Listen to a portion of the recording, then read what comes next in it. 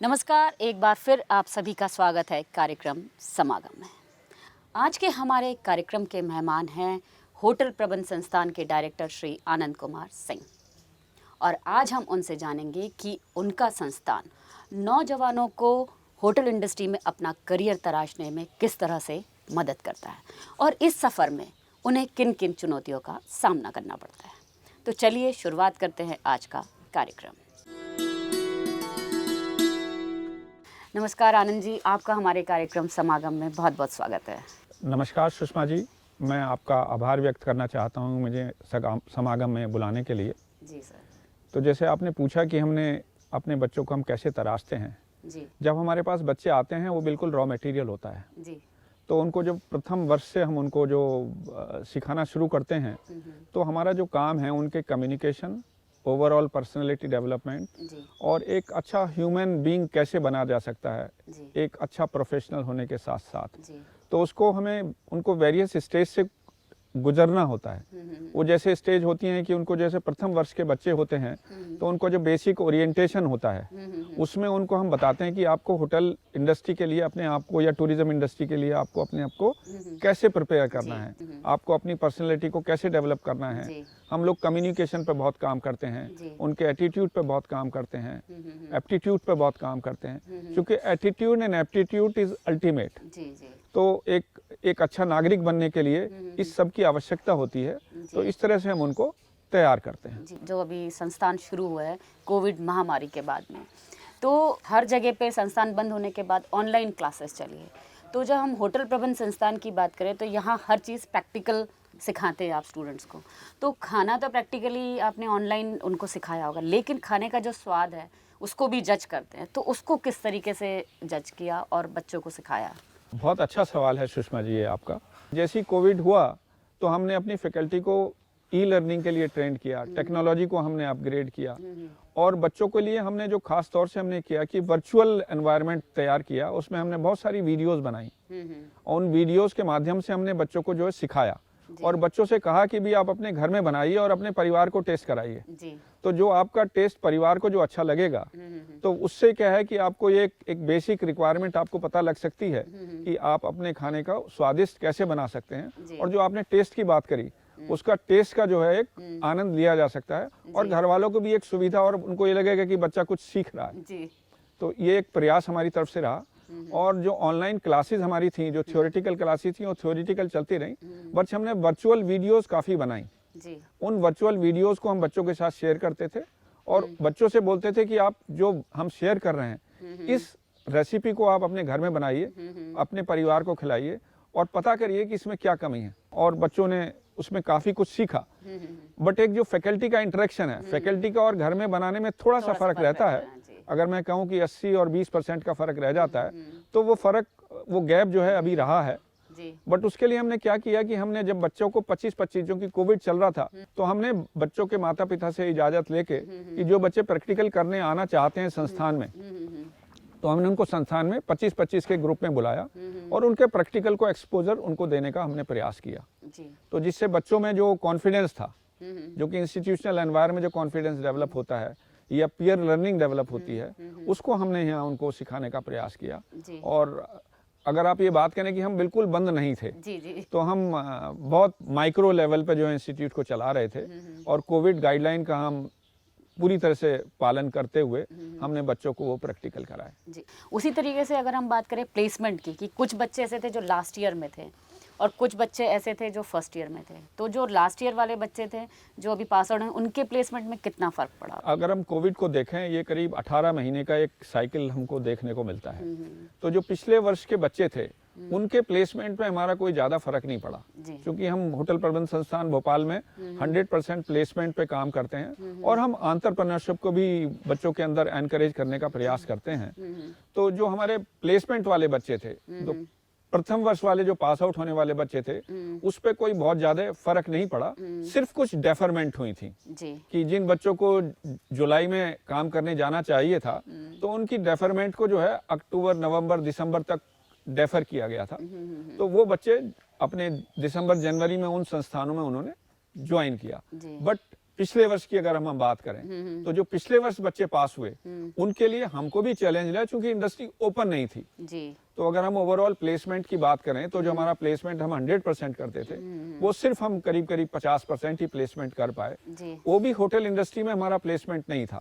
आपको ये जानकर सरप्राइज होगा कि गत वर्ष डिजिटल मार्केटिंग, डिजिटल एरा में हमारे पास काफी प्लेसमेंट्स आए जी। और आपका रिटेल में हमारे काफी प्लेसमेंट आए। तो उसी क्षेत्र में हमारे ज्यादातर बच्चे गए। अगर मैं कहूं कि हमने लगभग 50% बच्चे प्लेस किए तो लगभग 30% बच्चे हमने एलाइड सेक्टर में प्लेस किए हैं और सिर्फ जो 20% बच्चे हैं वो होटल इंडस्ट्री और टूरिज्म इंडस्ट्री में उनको प्लेस करने का हम लोगों ने प्रयास किया है। तो सर यहाँ हम लेते हैं एक छोटा सा ब्रेक और इस ब्रेक के बाद हम टूरिज्म सेक्टर से जुड़ी कुछ बातें करेंगे। बिल्कुल।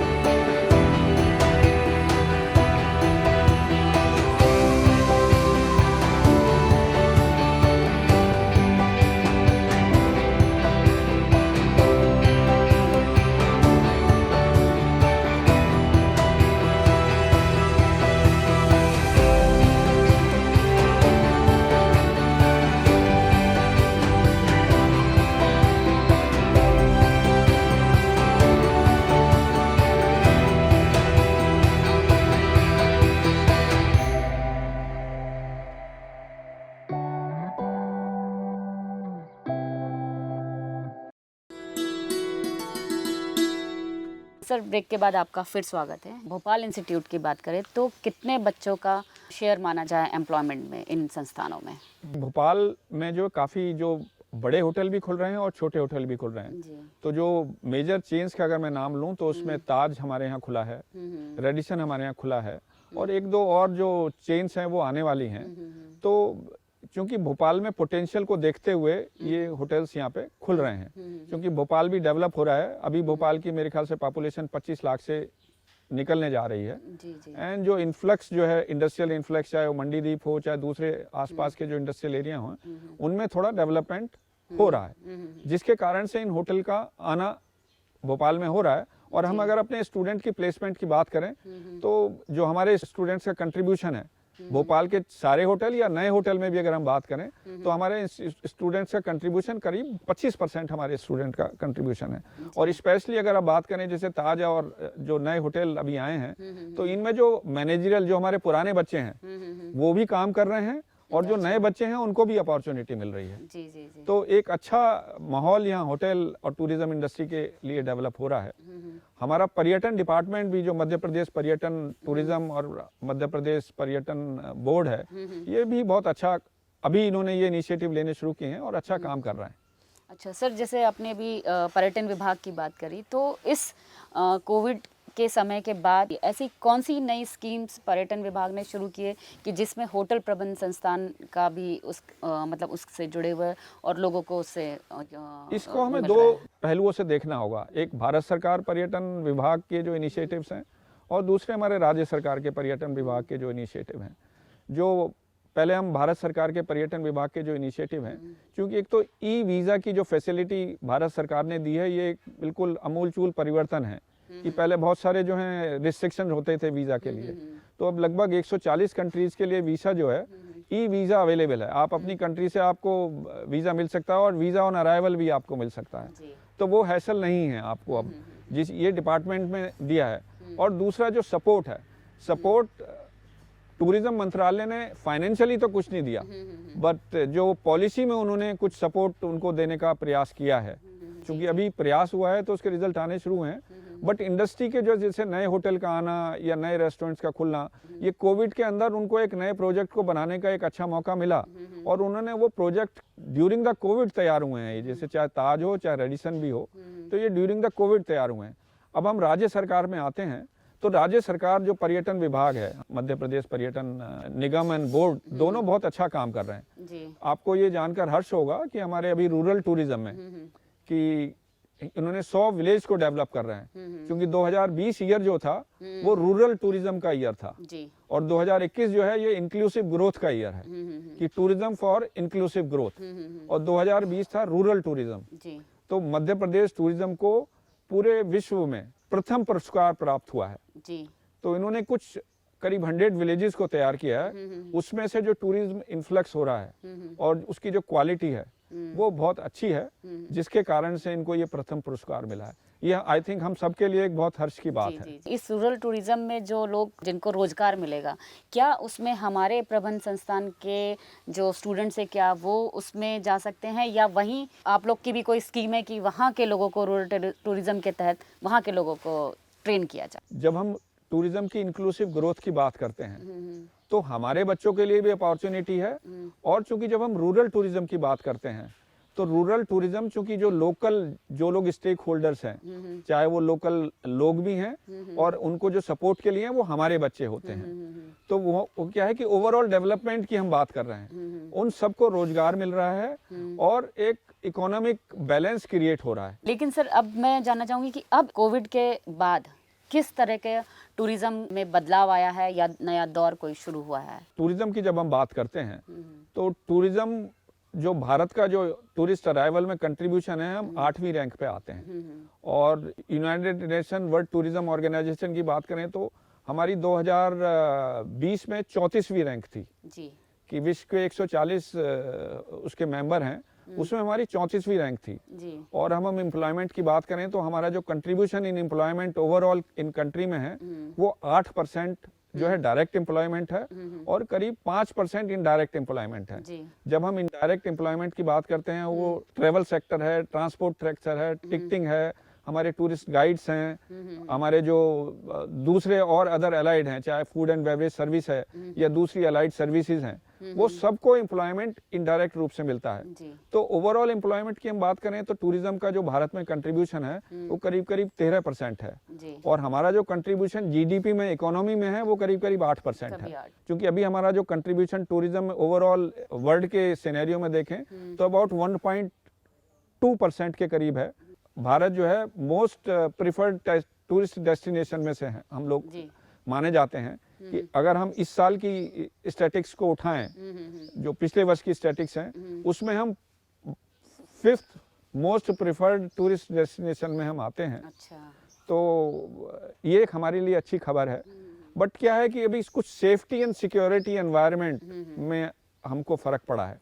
आपने जो सवाल मेरे से पूछा कि क्या बदलाव हुआ है जी। कोविड-19 के बाद, टूरिज्म इंडस्ट्री कोविड-19 के बाद पूरी तरह से बदल गई है। जी। जी। पहले जो टूरिस्ट है वो फन और एंजॉयमेंट के लिए जाना चाहता था, लेकिन अब टूरिस्ट जो है एक नेचुरल एनवायरनमेंट में safety and security has become the prime priority.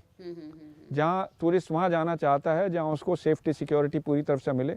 दूसरा क्या बदलाव आया है कि पहले हम लॉन्ग डिस्टेंस पे जाना पसंद करते थे, लेकिन अब क्या है कि सेल्फ ड्रिवन व्हीकल से लोगों ने जाना प्रारंभ कर दिया है, क्योंकि जो सेफ्टी सिक्योरिटी की अपनी व्हीकल में संभावना रहती है वो आपका दूसरे अन्य ट्रांसपोर्ट मोड्स में नहीं रहती। तो लोग जो हैं छोटे छोटे डेस्टिनेशन पे, मतलब 25 किलोमीटर से लेके 200 किलोमीटर के डेस्टिनेशन पे जाना ज़्यादा पसंद कर रहे हैं। खाने की अगर हम बात करते हैं तो खाने में भी लोग कॉन्शियस हो गए हैं। जो इम्यूनिटी पे थोड़ा फोकस है, हेल्दी डाइट पे लोगों का फोकस है, तो उसकी तरफ लोगों को लगाव बढ़ा है।